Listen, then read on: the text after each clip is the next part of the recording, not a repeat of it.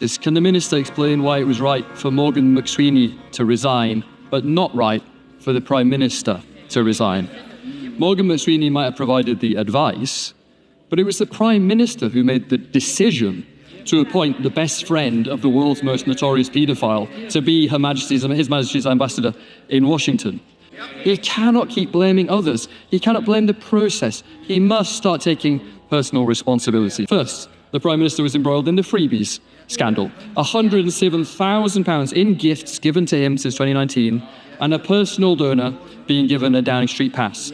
Then, the Prime Minister was reprimanded by his own ethics advisor over the appointment of a non-disclosed Labour donor to be the football regulator. His Transport Secretary, an ex-cop, had to resign over misleading the police. His anti-corruption minister had to resign over corruption. His homelessness minister had to resign for making people homeless. And then his deputy prime minister, housing minister, had to resign over a £40,000 unpaid tax bill on her house. No wonder even the leader of the Scottish Labour Party now says that the PM must go.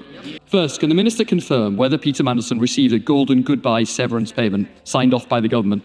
Why has the government refused to answer this question since September?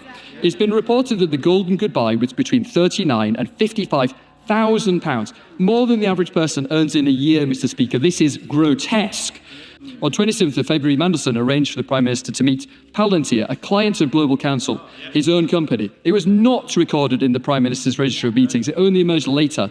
Palantir were then directly awarded a £240 million contract by the government. I make no criticism of Palantir. My point is simply, why wasn't it recorded? How many more such lobbyist meetings with the PM were there? And what other inside information was being shared? Let me ask about another New Labour veteran put forward for a public office despite his known association with a paedophile. Number 10 have said that they investigated Matthew Doyle's relationship with a convicted paedophile, Sean Morton. Number 10 gave Doyle, the PM's former Director of Communications, a peerage after purportedly examining this matter. And just like with the grooming gangs inquiry, the PM has once again put his own political interest ahead of the interests of victims. This country deserves better. Minister Durham-Jones. Thank you, Mr. Speaker. I'll remind the honourable gentleman that the public had their say at the last general election and elected a landslide Labour majority and put the party opposite into a historic defeat. From the PPE contracts to dodgy friends to lying to Parliament to the sex misconduct scandals. And he says to me, why is it the ministers that have breached the code have resigned? Because we fixed the system.